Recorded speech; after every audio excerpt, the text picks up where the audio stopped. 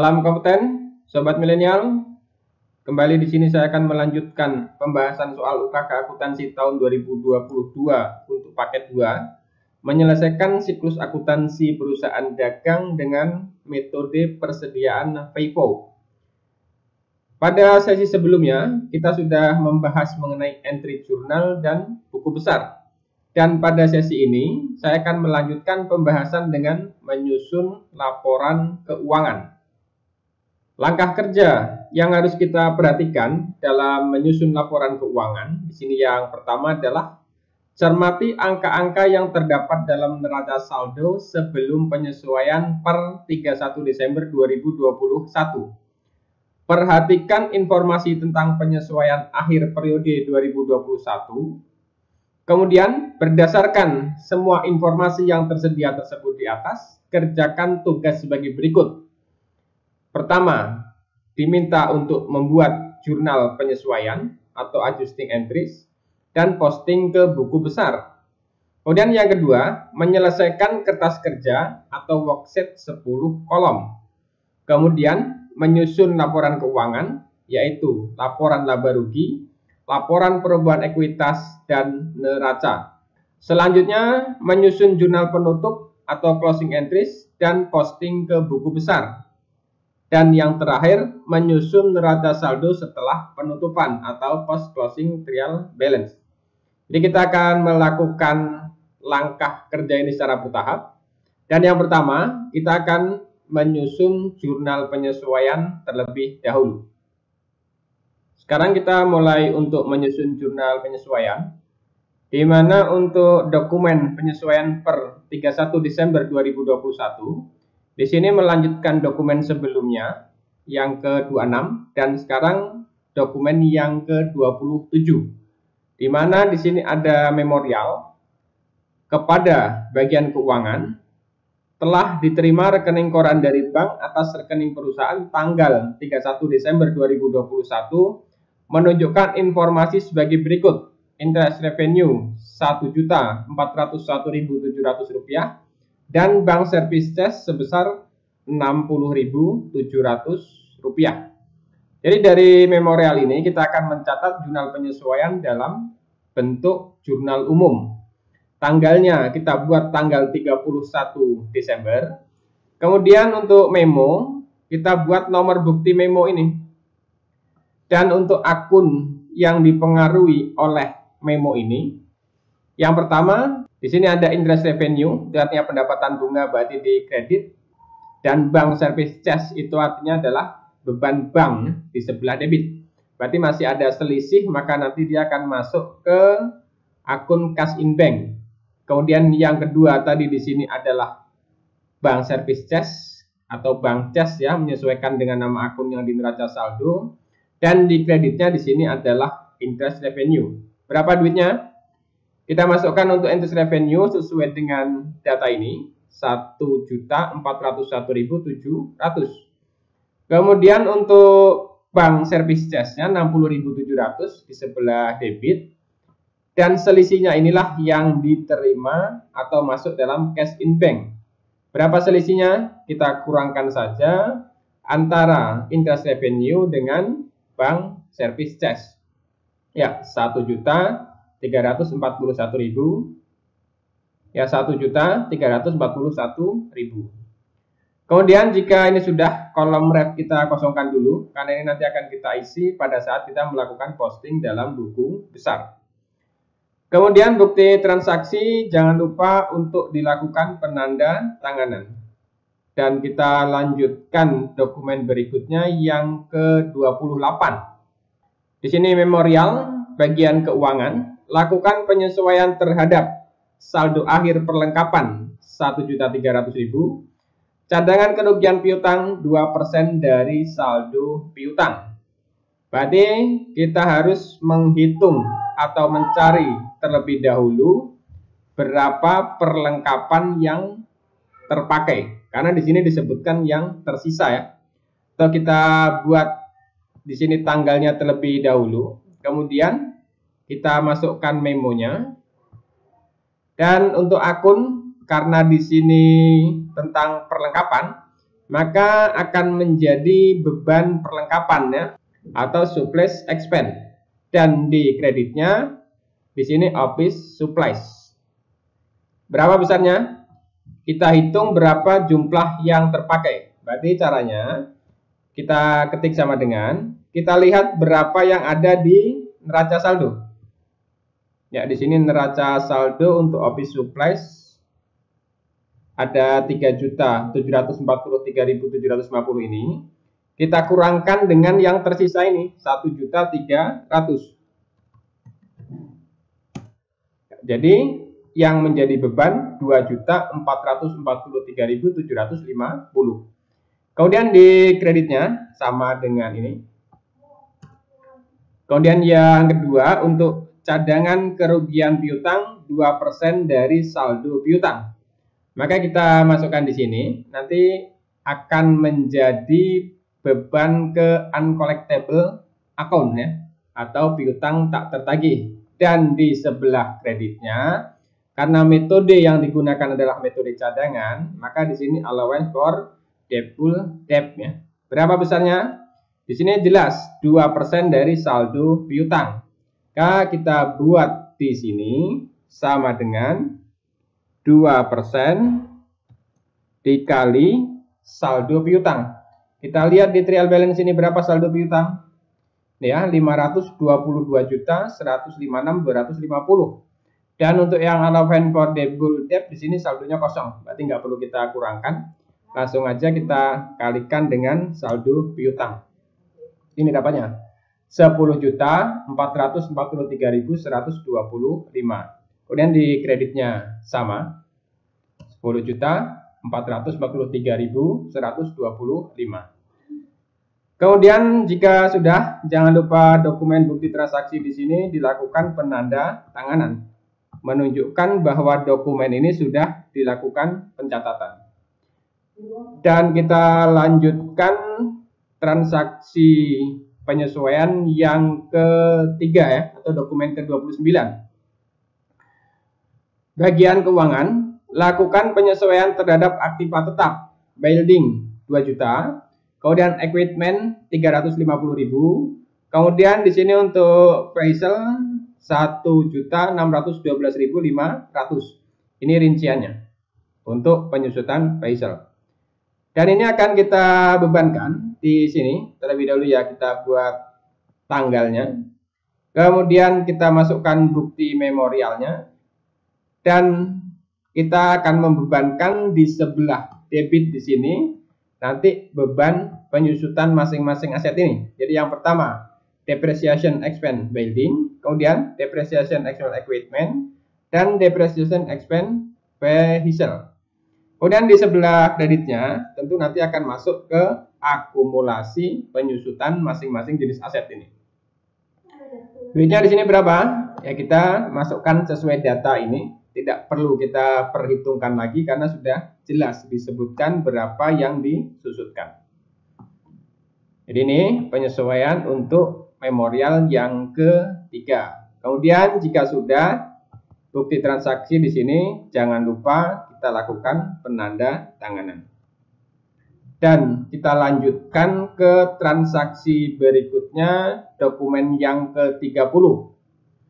Di sini bagian keuangan, lakukan penyesuaian terhadap gaji karyawan akan dibayar tanggal 2 Januari 2022 sebesar 31.250.000. Artinya di sini gaji karyawan bulan Desember akan dibayar di bulan Januari. Karena metode pencatatan yang digunakan oleh PT Jaya Tama di sini adalah accrual basis, maka untuk beban bulan Desember tahun 2001 harus diakui di bulan Desember meskipun belum dilakukan pembayaran.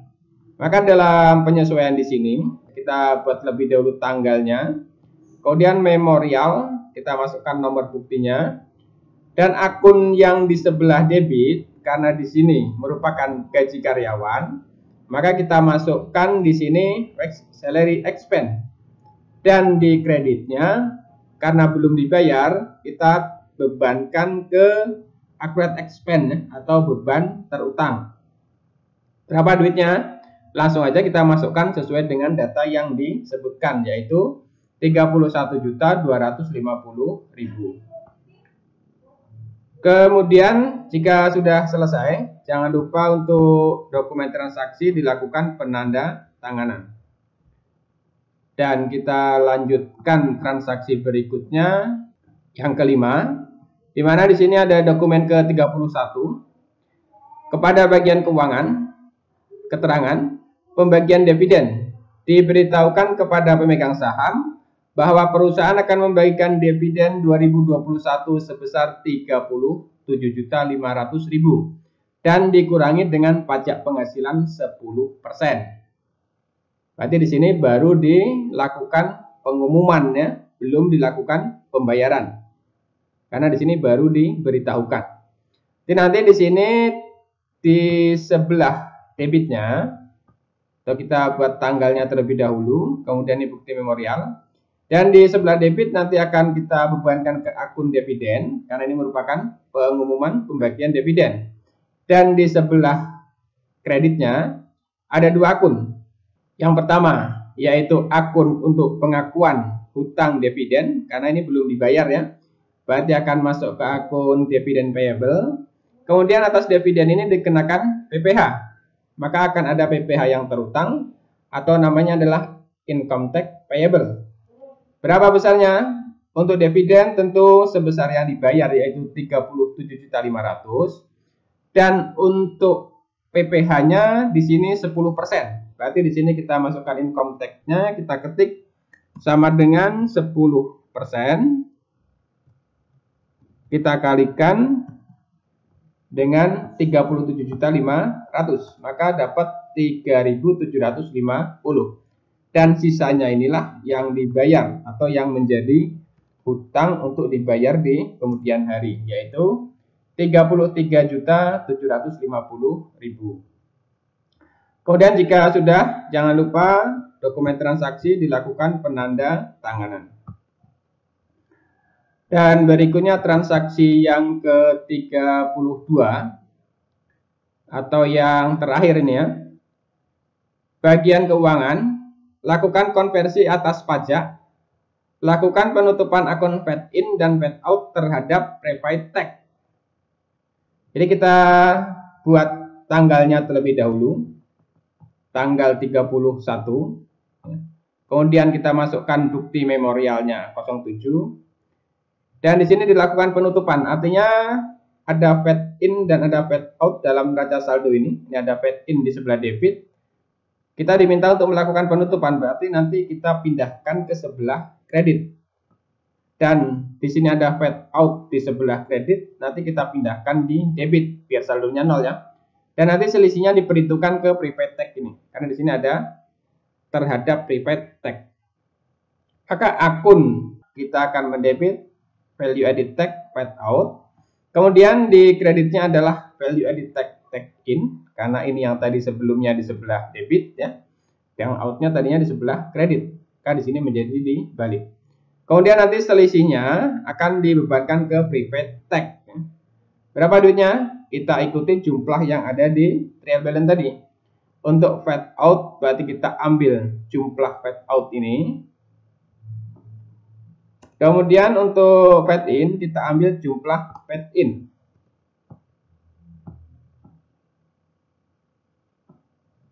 Lalu selisihnya berapa? Kita kurangkan saja antara paid out dengan paid in. Jadi inilah yang mengurangi prepaid tax ya, atau PPN dibayar di muka, yaitu 16.931.400. Kemudian yang berikutnya, hitung PPh perusahaan tahun 2021 dan perhitungkan prepaid income tax dan income tax payable. Jadi kita diminta untuk menghitung PPh perusahaan atau PPh badan ya. Berarti akun yang akan kita pakai di sini adalah akun income tax expense ya, di sebelah debit. Kemudian di kreditnya di sini diminta untuk diperhitungkan ke prepaid income tax. Kita lihat apakah ada saldo akun prepaid income tax dalam neraca saldo. Kita lihat di sini ya. Tidak ada ya, adanya prepaid VAT. Ini berbeda. Kalau prepaid income tax ini artinya adalah pajak penghasilan dibayar di muka. Kalau prepaid VAT ini adalah PPN dibayar di muka. Jadi tidak bisa kita ambil dari sini. Maka kita abaikan saja untuk prepaid income tax dan langsung kita kreditkan akun income tax payable dalam jurnal penyesuaian. Maka di sini kreditnya adalah income tax payable. Lalu berapa besarnya penyesuaian di sini? Jadi dalam perhitungan PPh untuk badan, kita akan perhitungkan sesuai dengan tarif yang berlaku berdasarkan jumlah peredaran bruto.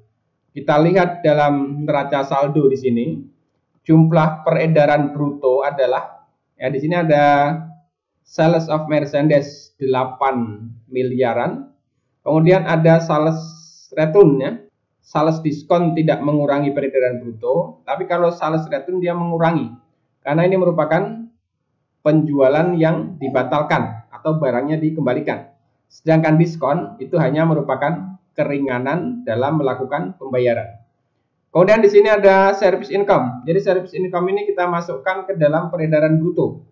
Karena pengertian dari peredaran bruto berdasarkan undang-undang adalah jumlah penghasilan dari kegiatan usaha. Jadi kegiatan usaha di sini ada dua ini.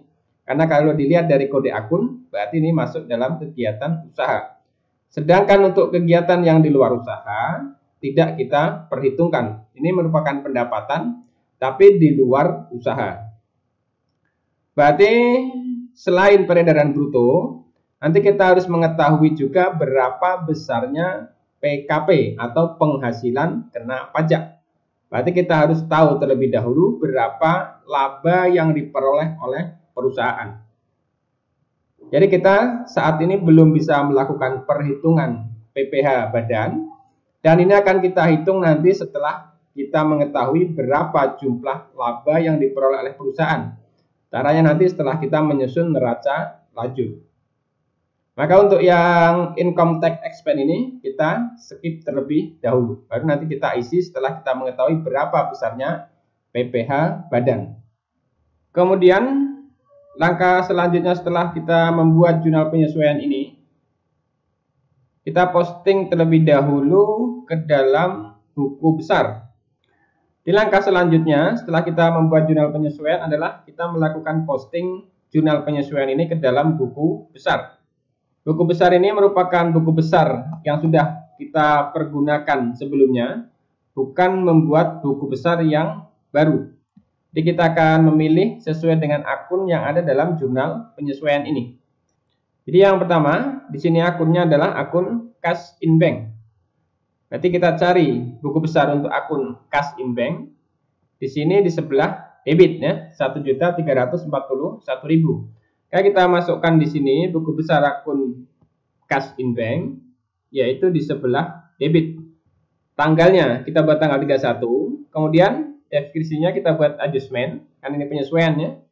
Dan ref-nya kita buat AE, atau ini adjustment entries. Jadi nanti semua ref untuk posting yang dari jurnal penyesuaian, kita buat AE. Dan keterangannya kita buat adjustment entries.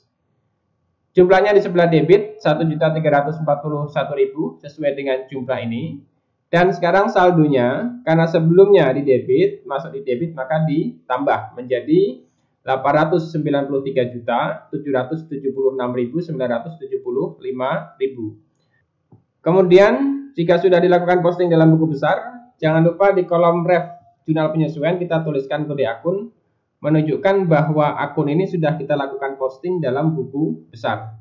Dan yang kedua di sini ada bank CES, maka kita cari akun untuk bank CES ya, atau beban bank ini. Kita masukkan di bawah saldo awal sini, baris yang kosong ya. Tanggalnya kita buat tanggal 31, adjustment, kemudian ini AE atau adjustment entries. Besarnya 60.000 di sebelah debit, ini 60.000 di debit nih, maka masuk di debit. Dan saldonya sebelumnya di debit, ini masuk di debit maka ditambah menjadi Rp668.200. Dan jangan lupa kolom ref pada jurnal penyesuaian kita isi menunjukkan bahwa jumlah ini sudah diposting dalam buku besar. Dan berikutnya di sini ada interest revenue. Kita cari buku besar untuk interest revenue. Ini ya. Nah, kita masukkan di sini tanggal 31 adjustment, kemudian AE atau adjustment entries. Dan jumlahnya di sini di sebelah kredit 1.401.700. Ya, kita masukkan juga di sini di sebelah kredit. Dan saldonya sebelumnya di kredit, ini masuk di kredit berarti ditambah menjadi Rp14.766.700. Kemudian jangan lupa untuk ref kita isi sesuai dengan kode akun. Dan berikutnya di sini ada surplus expense atau beban perlengkapan. Maka kita cari buku besar untuk surplus expense. Ya, ini ya, surplus expense. Ya, kita masukkan di sini. Jadi untuk tanggal kita buat tanggal 31, kemudian keterangan adjustment, refnya adjustment entries atau AE. Jumlahnya di sini di sebelah debit. Maka kita masukkan di sini di debitnya. 2.443.750. Kemudian karena saldo sebelumnya debit, ini masuk debit maka ditambah menjadi 15.808.750. Kemudian kita tulis di sini kode akun menunjukkan bahwa akun ini sudah diposting. Dan kita masukkan dulu yang debit ini untuk uncollectible akunnya. Kita cari akunnya. Ya, ini uncollectible akun. Kita buat tanggalnya di sini. Tanggal 31 adjustment AE, jumlahnya adalah 10.443.125 di sebelah debit ini. Dan saldo sebelumnya di debit, ini masuk di debit berarti menjadi ditambah 17.174.625 rupiah. Dan jangan lupa kode akun diisi. Berikutnya kita ke akun yang belum ada refnya ini, berarti office supplies. Ya, kita masukkan di sini ya, ini office supplies. Tanggalnya kita buat tanggal 31 adjustment AE, jumlahnya di sebelah kredit 2.443.750. Nah, kita masukkan di sini. Dan saldonya sebelumnya di debit, ini masuk di kredit dikurang, maka dapatlah 1.300.000. Kemudian jangan lupa kolom ref diisi dengan kode akun. Dan kita lanjutkan yang allowance for doubtful debt ya, atau cadangan kerugian piutang. Kita masukkan tanggalnya di sini tanggal 31, kemudian keterangan adjustment, refnya adalah adjustment entries dan jumlahnya di sini di sebelah kredit 10.443.125. Karena saldo sebelumnya kosong, ini masuk di kredit berarti saldonya sekarang di kredit yaitu 10.443.125. Dan jangan lupa kode ref di sini kita isi. Kemudian selanjutnya di sini ada penyusutan ya. Pertama ada penyusutan gedung, kemudian penyusutan peralatan dan kendaraan. Bisa kita isikan terlebih dahulu akun yang di atas ini ya, karena di sini yang gedung terlebih dahulu. Ya, ini yang akumulasinya ya. Ini 2 juta di sebelah kredit. Maka kita masukkan di sini tanggal 31, kemudian adjustment entries dan 2 juta di kredit. Karena saldo sebelumnya di kredit masuk di kredit ditambah menjadi 168 juta. Jangan lupa sini kita masukkan kode akun. Berikutnya untuk equipment, ini akumulasinya kita masukkan di sini. Jumlahnya di sebelah kredit 350.000 dan saldo sebelumnya di kredit ini masuk di kredit maka ditambah menjadi 29.400. Kemudian kita tulis kode akun di jurnal penyesuaian. Kemudian berikutnya untuk akumulasi depreciation value ini kita masukkan. Berarti kita masuk di sebelah kredit ya. 1.625.000 dan saldonya sekarang menjadi 114.012.500 rupiah karena sebelumnya di kredit, ini masuk di kredit berarti ditambah. Kemudian jangan lupa ref di sini kita isi dengan kode akun. Kemudian berikutnya kita cari akun yang di debit ini, ada depreciation expense ya, atau beban penyusutan. Ini ya, pertama beban penyusutan kendaraan. Kita masukkan di sini. Tanggal 31 adjustment AE, jumlahnya di sebelah debit ya, 1.625.000 nih di debit. Kemudian saldonya sebelumnya di debit, ini masuk debit maka ditambah menjadi 19.362.500. Kemudian jangan lupa di sini kita masukkan kode akun dan kita ke akun yang berikutnya ya, untuk depreciation building. Sini 2 juta di sebelah debit. Kita masukkan di sebelah sini. Tanggal 31 adjustment ini AE dan 2 juta di sebelah debit. Ini 2 juta di debit. Dan saldonya sebelumnya 22 juta debit, masuk di debit berarti ditambah menjadi 24 juta. Kemudian jangan lupa kode akun diisi. Kemudian berikutnya untuk equipment. Depreciation expense equipment ya, ini kita masukkan di sini.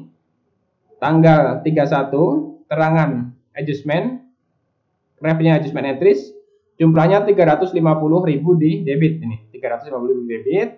Kemudian saldonya sebelumnya debit, masuk di debit maka ditambah menjadi 4.200.000. Jangan lupa di sini diisi dengan kode akun. Kemudian berikutnya di sini wage salaries atau beban gaji dan upah. Kita cari buku besar beban gaji dan upah. Ini ya, kita masukkan di sini. Tanggal 31 description-nya adjustment, kemudian AE jumlahnya adalah 31.250. Kita masukkan di debit sini 31.250. Dan saldonya sebelumnya di debit, ini masuk di debit berarti ditambah menjadi 375 juta. Dan jangan lupa kode akun dalam jurnal penyesuaian kita isi. Accrued expense atau beban terutang. Ya, kita cari buku besar untuk beban terutang. Ini ya, beban terutang. Kita masukkan di baris bawah sini, tanggal 31, adjustment entries, di sebelah kredit 31.250 ini. Kemudian saldonya karena sebelumnya kosong, ini masuk di kredit, maka sekarang saldo kredit 31.250. Jangan lupa di sini diisi dengan kode akun. Dan berikutnya kita ke dividen. Kita cari untuk dividen. Ini dividen ya. Kita masukkan di sini. Tanggalnya kita buat tanggal 31, kemudian adjustment entries, debitnya ini 37.500. Ini masuk ya, 37.500. Karena saldo sebelumnya kosong, masuk di debit, maka saldonya saldo debit 37.500. Kita masukkan kode akun di sini menunjukkan bahwa jumlah ini sudah diposting. Kemudian ke dividen payable atau hutang dividen, berarti kelompok utang. Ya, ini dividen payable ya. Kita masukkan di sini. Tanggal 31 adjustment refnya adjustment entries, kemudian jumlahnya di sini di sebelah kredit 33.750 ini. 33.750. Karena saldo sebelumnya 0, ini masuk kredit, maka saldonya sekarang saldo kredit 33.750. Jangan lupa diisikan kode akun dalam kolom ref jurnal penyesuaian. Kemudian satu lagi di sini ada income tax payable. Kita cari buku besar income tax payable. Ini ya. Kita masukkan di sini. Kemudian jumlahnya di sini masuk di sebelah kredit 3.750. Ini ya, 3.750. Karena saldo sebelumnya 0, ini masuk di kredit, maka sekarang saldo kredit 3.750. Jika sudah, jangan lupa kolom ref diisi dengan kode akun. Dan berikutnya di sini ada value edit take out ya. Kita cari value edit take out ini. Kita masukkan di sini.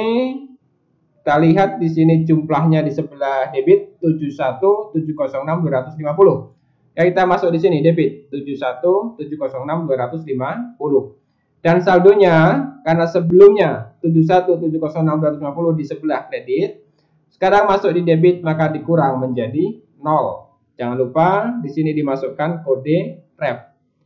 Dan yang berikutnya di sini ada value added tax paid in. Ya, kita cari akun tersebut. Kita masukkan di sini. Tanggalnya 31 adjustment entries dan jumlahnya di sini di kredit 54.774.850 ini. 54.774.850 dan saldo sebelumnya di debit, ini masuk kredit maka dikurang. menjadi 0 ya. Karena sebelumnya 54774850, ini masuk kredit 54774850, maka 0. Kemudian jangan lupa kode ref diisi.